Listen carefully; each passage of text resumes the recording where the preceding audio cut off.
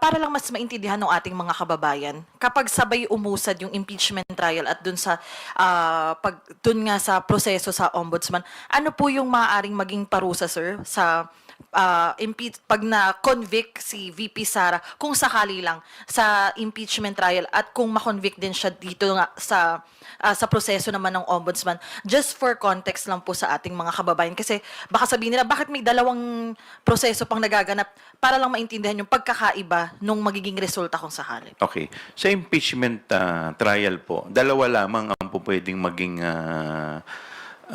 sentensya dyan. Unang-una, tanggalin siya sa kanyang sa kanyang posisyon, at pangalawa, yung tinatawag po natin perpetual disqualification to hold public office, removal at saka perpetual disqualification. Sasabi nyo na kung saan-saan pumupunta ngayon si VP Sara. Ngayon nasa Australia siya. Recently pumunta siyang Malaysia, Middle East, and of course the Netherlands. Ano pong masasabi nyo lang dito? Amid all this happenings. Happy trip.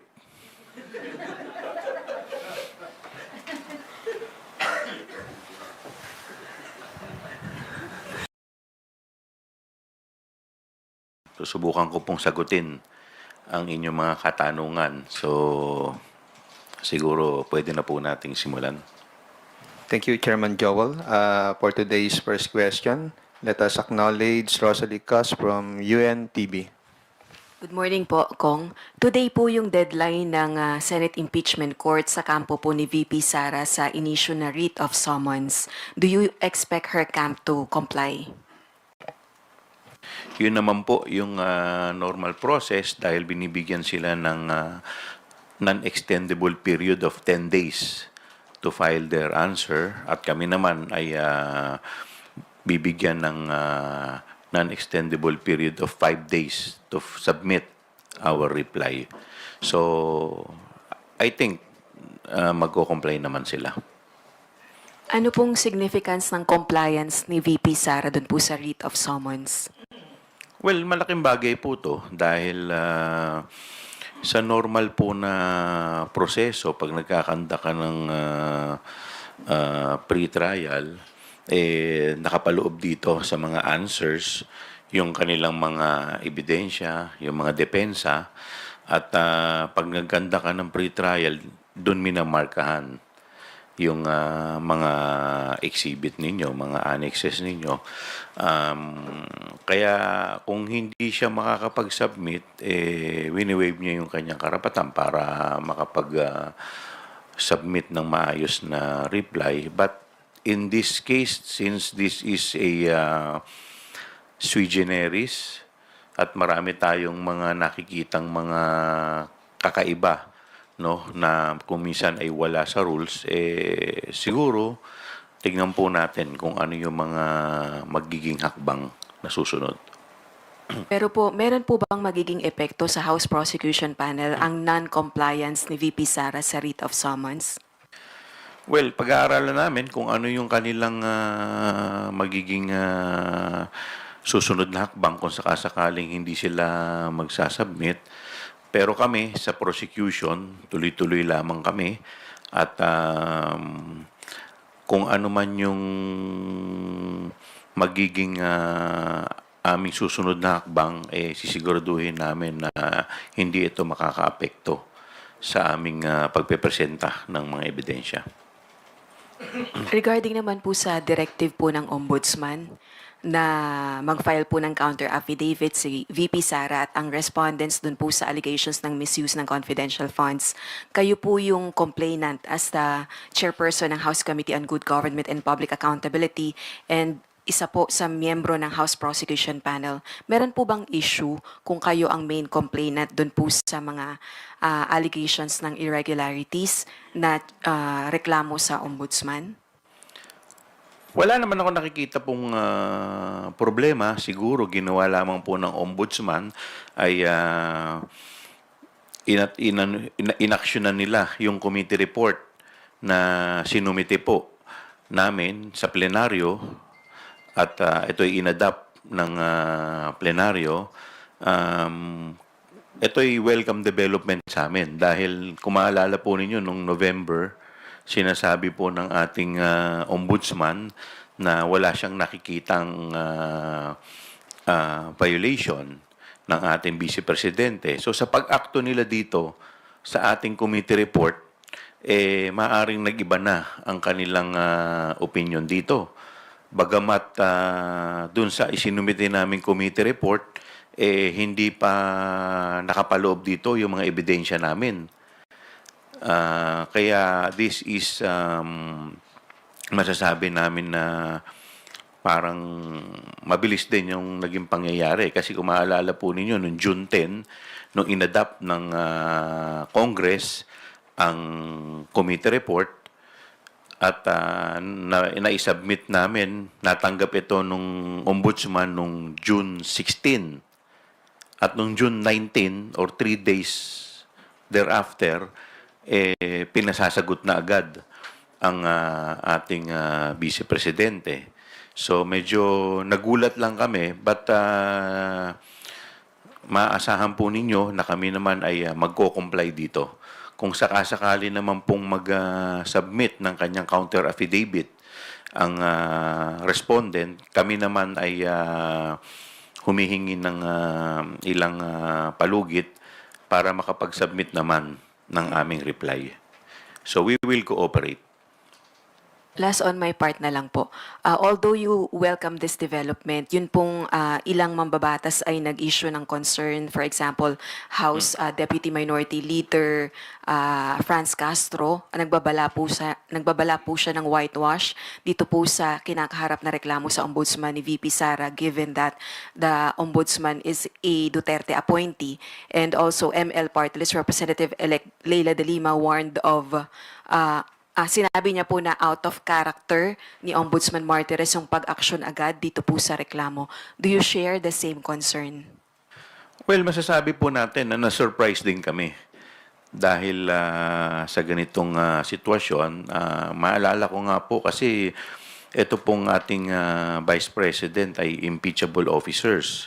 So nakalagay po doon sa kanilang, ang pagkakaalam ko po, doon po sa kanilang mandato, ay dapat antayin muna yung maging resulta ng impeachment bago ma-file yung mga kaakibat na kung sakasakaling mai-impeach yung vice presidente, saka pa lamang. So may ipa-file yung mga iba pang mga charges, no?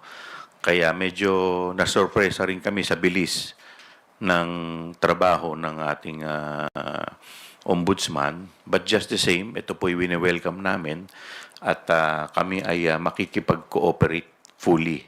So ayaw naman po namin mag-insinuate kung ano ang nasa isip ng ating ombudsman. Baka kung makita po nila ang aming mga ebidensya, magbago ang kanilang isip. But the mere fact na inadapt nila yung aming committee report nang hindi pa man din naka-attach dun yung mga ebidensya, ibig sabihin po nun, malamang nakikita po nila, meron na pong probable cause. Thank you, Rose.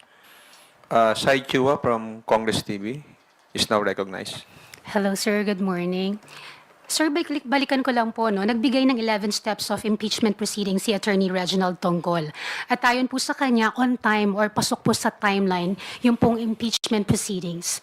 Thus, the prosecution feel the same way? Well, basta't kami po, as long as wala naman po magiging delaying tactics doon sa ibang panig or sa iba pa, kami inaantay na namin na mag-proceed yung trial. Sir, napag-usapan na po ba or nakapag-usap na po ba ang prosecution panel kung kailan po tayo magpa-file ng motion or motion for clarification o po yung tinatawag po natin na manifestation? Pinag-aaralan pa po namin. Okay, sir. Thank you. Thank you, Sai. Next is Mela Lismoras from PTV4. Hi, good morning po, Kong Chua. Kung tanong ko lang din po, follow up dun sa tanong ni Ate Rosalie Cos. Kasi yung termino ni Ombudsman Samuel Martires ay magtatapos na next month. Kung hindi po ako nagkakamali, July 20, hanggang July 27 na lang siya. As a lawyer din po, in a month, ano po yung pwedeng mangyari dito sa usad dito sa Ombudsman, itong case nga, against Vice President Sara Duterte? Well, to be honest with you, based po dun sa ating pagkakaalam po, dapat may fact-finding investigation pa po muna dapat ito eh. So, from there, saka lamang yung preliminary investigation. So, normally, pagka ganyan po, may committee report, ang gagawin po niyan, yung field investigation office nila, magkakandak ng fact-finding investigation. Kukunin lahat ng mga ebidensya, igagather lahat, bago pa lang magpuproceed sa preliminary investigation. So ito po parang nawala na yung fact-finding investigation, nag-proceed na agad sa preliminary investigation. But just the same, kami naman ay siyempre tayo naman makikipag-cooperate fully sa kung ano man ng nais ng ating ombudsman at mabigyan kami ng pagkakataon na makapag-submit ng aming reply at mga ebidensya na dapat na naka-attach dito po sa ating yung committee report na tinreat nila as complaint. So sir, tingin natin parang minamadali ito ng Ombudsman at bakit po kaya? Ayoko naman pong mag-speculate, no? Pero tayo naman, basta tayo, we will cooperate fully. Opo, and last na lang sir, paano po makakaka-apekto itong gagawin yung pag-comply sa Ombudsman dito naman sa preparation nyo for the impeachment trial? Well, kung mapapanood sana ng ombudsman yung impeachment, baka at least dito sa impeachment, medyo marami pa silang madidiscover na ebidensya. Mas maganda for us, di ba?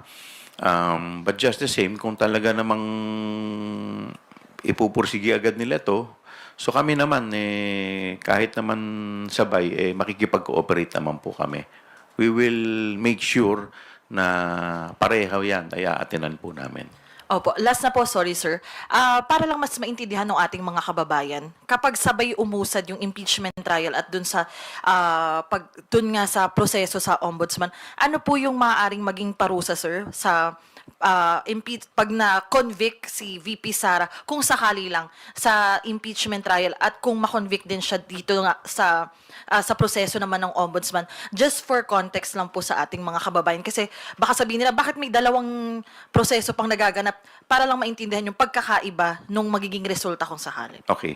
Sa impeachment trial po, dalawa lamang ang po pwedeng maging sentensya dyan. Unang-una, tanggalin siya sa kanyang sa kanyang posisyon, at pangalawa, yung tinatawag po natin perpetual disqualification to hold public office, removal at saka perpetual disqualification. Yun lang po ang po pwedeng maging desisyon dito po sa impeachment. Dito naman po sa ombudsman, hindi naman po siya dyan makukonvict kung hindi filing. Ifa-file po sa Sandigan Bayan. So, kasi pagka salary grade 27, pina-file po yung kaso sa Sandigan Bayan at doon po, parang ang ombudsman po, parang yan ang piskal.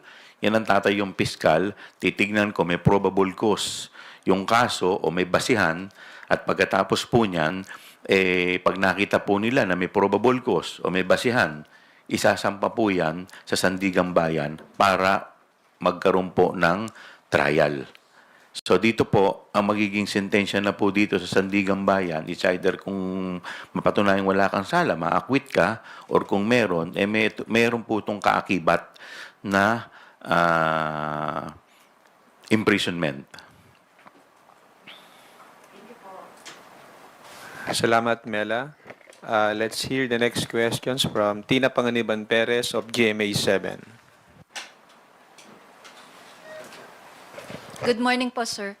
Sir, clarification lang yung sinasabi niyo na na-sorpresa kayo. Were you referring to the committee or the prosecution panel? Dun sa ombudsman. Well, nasurpresa po kami sa mabilisang aksyon Yes, sir. ng No, I mean, the question is, sino yung kami? Is that the committee Prosecution or... po. Opo, prosecution. Sir, and the committee. Lahat po naman nagulat eh. opo. Sir, si PBBM po recently, sinabi niya na hindi siya nakikialam sa impeachment proceedings. Masyado na raw siyang maraming inaasikaso as president. Ano pong masasabi niya doon? Ang impeachment po ay constitutional duty ng Senado at ng Kamara. Hindi po dito saklaw ang ehekutibo. So, tama po ang ating presidente. Hindi po, ito po ay constitutional duty ng dalawang Congress. Yung House at saka yung upper chamber, which is the Senate. Pero sir, won't it be beneficial for the prosecution if he makes a stand like he did the first time na sinabi niya he stressed on accountability? Or better na wag na lang magsalita ang palasyo about impeachment? Siguro sa akin pong pananaw na mas maganda na hayaan na lamang po natin yung palasyo na gampanan nila ang kanilang tungkulin bilang punong ehekutibo dahil marami rin pong dapat natutukan ang ating Pangulo. Sir, may nabanggit din po si Senator-elect Erwin Tulfo last week na balak daw ng House na i-refile yung impeachment complaint sa 20th Congress. Is that being considered? Napag-usapan po ba ng PROSEC? And is that even possible? Wala pong ganon. Wala po kami na pag-uusapang ganon because kung ganon po ang mangyayari, magkakaroon po ng bar. Meron po tayong tinatawag na one-year bar. O bawal po within 1 year, dapat isang impeachment complaint lang ang ifa-file. Sir, napapag-usapan din po ba ng prosecution yung compliance with the second directive of the impeachment court, yung for the 20th Congress, to submit a certification? Naipasa na po yung resolution, bagamat hindi pa po ito naitransmit sa Senado, pero ito po ay meron na pong judicial notice. So, kumbaga, ano na po to? FYI na sa Senado. Sir, hindi na kailangan ng physical filing? ng Sa akin pong anything? paniniwala, hindi na dahil meron na pong judicial notice. Thank you po. Thank you, Tina. Janes Capanti from GMA Online. Please proceed with your questions. Good morning, sir. Janes Capanti. Yung si Vice President po kasi categorically said over the weekend that she will reply dun sa Ombudsman's order, but she hasn't made the same categorical statement in replying dun sa writ of summons issued by the Senate Impeachment Court. Do you see how do you interpret this inconsistency on her part? Para mas gusto niyang sumagot dun sa Ombudsman instead of dun sa Senate Impeachment Court. Well, mahirap naman pong mag-speculate sa kung ano ang gusto ng ating Vice Presidente. Anyway, siya po ay nirepresenta na ng pool of lawyers na mahuhusay. So, tignan po natin kung ano ang kanilang magiging strategy. Yes, sir. Follow-up lang po. You mentioned kanina sana mapanood ng Ombudsman yung impeachment trial. Are you appealing to the Ombudsman to wait for the impeachment trial to proceed and finish before making a decision on whether or not to file criminal charges against the Vice President? Well, unang-una, parang sa akin lamang po itong personal opinion na medyo mahirap naman po yatang madaliin yung nasa Office of the Ombudsman dahil unang-una marami po yung respondent, yung mga participation po nila, yung ebidensya. So, medyo mahirap naman na hindi mo may scrutinize isa-isa yon at kung mamadaliin mo. Kaya, sa impeachment po, medyo dito mailalabas po. Marami po mailalabas dito. So, mas maganda rin. Makakatulong po sa kanilang pagdidesisyon. Dahil siyempre, inaasahan naman po natin na magiging fair ang para at least maging patas sa parehas na panig yung kanilang gagawing desisyon o resolution. So, is that a yes, sir, na you appeal to them na wait first on Well, mahirap naman pagsabihan si Ombudsman Martires, no? Tayo naman, nagbibigay lamang tayo ng ating opinion. Sir, ito, follow up ulit doon. In the event na, are you not, at this point, given your surprise, are you not worried that the Ombudsman might clear the Vice President of criminal charges ahead of the impeachment trial? May worry ba kayong ganon or... Well, tayo naman, siyempre, lahat naman ng anggulo tinitingnan din namin. But just the same, ayaw din natin mag-speculate. Ayaw naman natin pangunahan. So, basta tayo, naniniwala tayo na gagampanan nila ang kanilang tungkulin at sila ay magiging patas. Dahil hindi lamang po tayo ang may interest dito.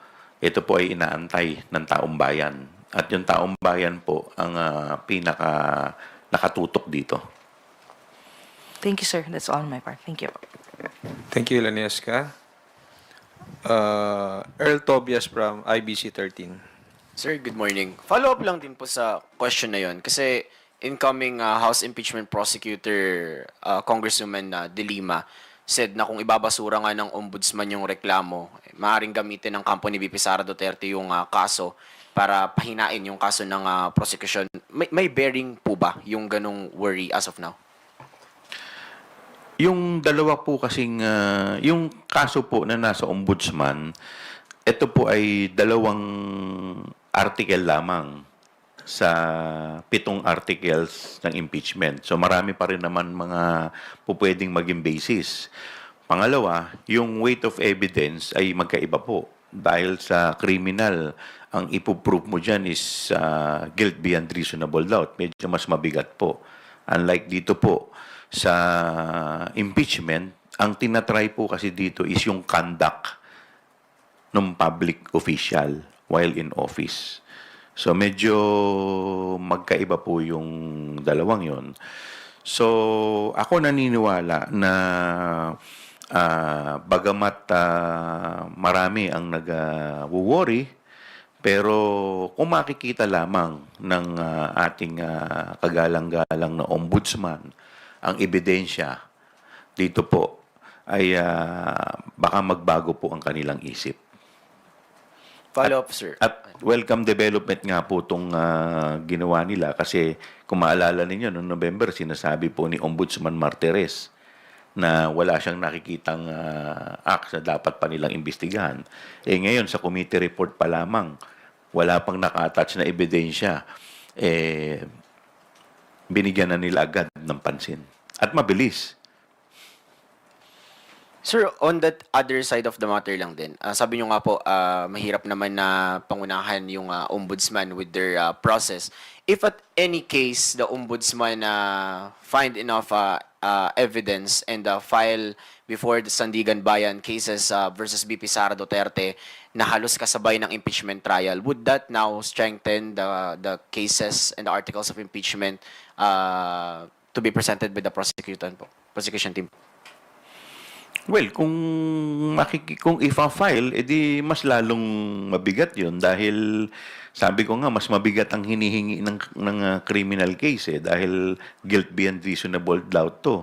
So kung makikita nila na may probable cause, so ibig sabihin mas mabigat. Last na lang, sir. For the record, nabanggit na rin po ito sa mga committee hearings natin during the OVP and DepEd confidential funds. Pero bakit po nire-recommenda ng committee ang kasong plunder versus BP Sara Duterte? Because the amount involved 612.5 million. So sa plunder kasi 50 million lang pwede ka nang masampahan ng plunder. This is way beyond the threshold. Thank you, Earl. Alan Gatus from GMA DCWB.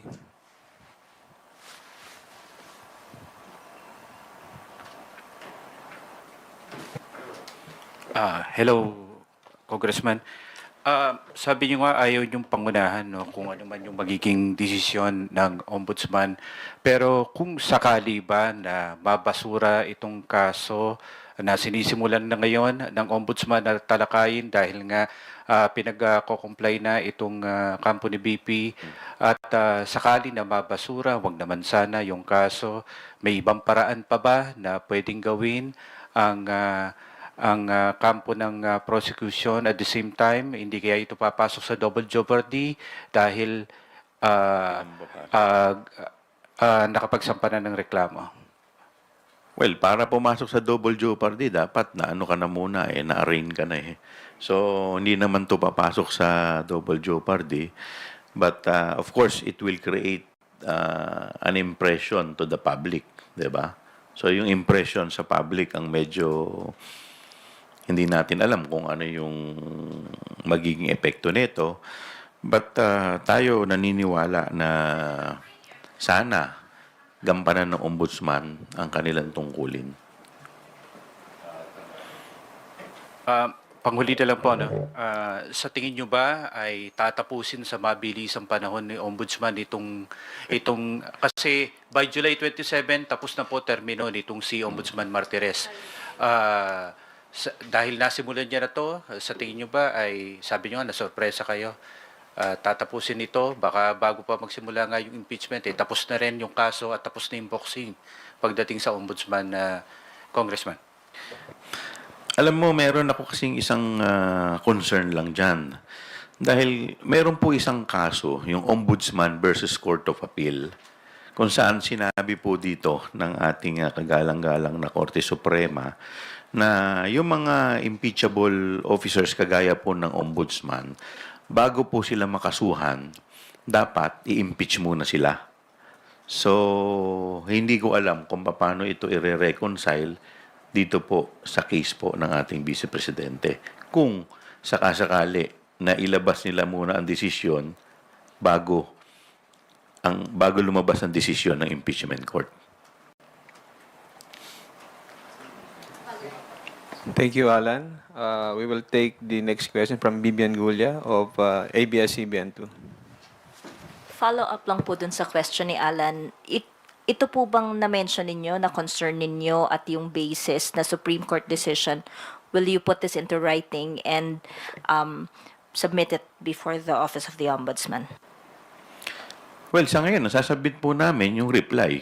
Kung sakasakaling mag-submit po ang ating ang respondent ng kanilang counter affidavit, ang isasubmit po namin is yung reply at i-attach po namin doon ang lahat ng mga ebidensya.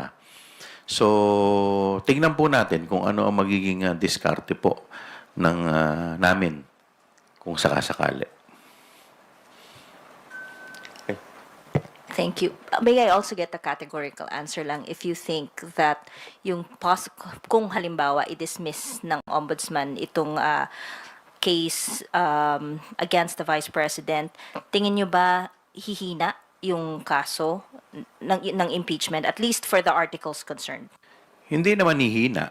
Pero sabi ko nga, kagaya po ng binanggit ko kanina, ay iba po yung timbang ng dalawa. Dahil yung isa, ang kinoconsider po doon yung criminal aspect.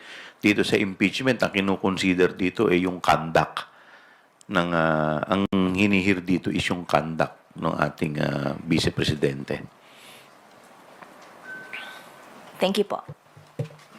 Thank you, Bibian. Gab Lalu from Inquirer Online. Go ahead. Sir, to clarify lang, yung pagka-surprise nyo, nanggagaling ba siya sa dahil mabilis yung proseso, yung paghingi ng ombudsman ng reply, ng answer from both sides, or dahil mababa yung around ng ombudsman, medyo masinop, kumbaga. Hindi siya masyadong nagsasampa ng mga kaso sa Sandigan Bayan ever since he took office in 2017. Well, mabilis in a sense na kagaya po ng binanggit ko kanina, yung timeline. June 10 sa plenaryo, pinasa namin. June 16, natanggap ng ombudsman yung kopya ng aming committee report kasi kinapi-furnish lang po sila. June 19 or 3 days thereafter, may action na agad ng ombudsman, pinasasagot na. Ang inaasahan ko po, magkakaroon muna ng fact-finding investigation ang kanilang field investigation office or officer.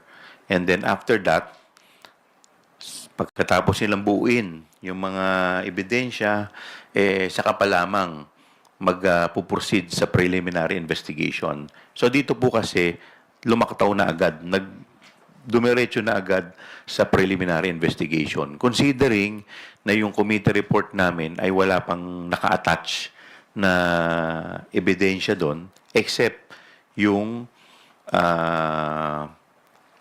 is privilege speech ni Congressman Valeriano kung saan pinanggalingan ng committee report. Sir, for the public lang, usually ba, gaano katagal yung ganitong proseso dapat? I mean, from the filing of the complaint to the preliminary investigation, tas yung mga parang summons? Well, iba-iba naman yung tagal, no? Pero ito medyo mabilis eh. Diba binanggit ko nga kanina, pagkatanggap nila after 3 days, preliminary investigation na agad. So, yun lang naman. But, syempre, we do not question that, di ba? Hindi naman natin po kino-question. So, kung ititreat nila yung ating committee report as the complaint, so be it. Basta tayo, aantayin po natin yung magiging counter affidavit at humihingi tayo ng palugid na bigyan tayo ng pagkakataon na makapag-submit din ng ating reply. Kasi kagaya nga po ng binanggit ko, doon po sa ating committee report, hindi po nakatouch doon yung mga ebidensya. So, sana mabigyan tayo ng pagkakataon na makapag-submit ng reply para may attach natin doon yung ating mga ebidensya. Sir, last na from me. Just for the public again. Kasi sabi nyo kanina, parang may principle na dapat impeach muna bago sampahan ng kaso. Is the Vice President immune from suit? Well, ang presidente po, under the Constitution, ang presidente ang may immunity. But doon po ang pagkakaalam ko po, doon po sa charter ng ombudsman, dapat po, lahat po pwede nilang imbestigahan except impeachable officers. So, ibig sabihin, kailangan i-impeach ka muna bago ka pailan ng kaso. Pwede rin naman itong umandar insofar as yung ibang mga accomplish. Kasi hindi lang naman ang BP ang nandoon. May mga iba pa po. So, sa kanila po pwede pong umandar. Thank you, Gab. Earl Tobias again from IBC 13. Sir, nasagot na yung clarification from Kuya Gab. Tanong ko na lang din, dahil may magkasabay, should the camp of Vice President Sara Duterte show any prioritization? Kailangan ba yon na maisusumite muna sila sa ombudsman? So, medyo may konting delay sa impeachment trial or priority dapat yung impeachment trial over the ombudsman case? Well, I cannot answer for the camp of the Vice President. Thank you, Earl. Lena Escapanti, go ahead. Sir, circling back lang to my question, since you cited the jurisprudence, would you say that the ombudsman waiting for the resolution of the impeachment trial before making a decision on filing criminal or administrative charges against the Vice President and the rest of the OVP personnel is grounded or provided for by law? Would that be a fair statement? Insofar as the other respondents, except for the Vice President, pwede naman pong umabante. But dun po sa Vice President, hindi pa muna siya unless and until lumabas yung yung resulta ng impeachment, that's the only time na po pwede siyang makasuhan. Otherwise, like for example, sa kaso po ng dating Chief Justice, po pwede naman dapat di parehas na sinabay yun. Diba? So, ganoon din sa ibang mga naging impeachable officials except the President. So, kaya nga po naglalagay ng impeachment proceeding eh. So, ito muna. Diba? Yes, sir. Go ahead, Mela. Sir, sorry, isa lang pahabol. Ano pong masasabi nyo na kung saan-saan pumupunta ngayon si VP Sara? Ngayon, nasa Australia siya. Recently, pumunta siyang Malaysia, Middle East, and of course, the Netherlands. Ano pong masasabi nyo lang dito? Amid all this happenings. Happy trip.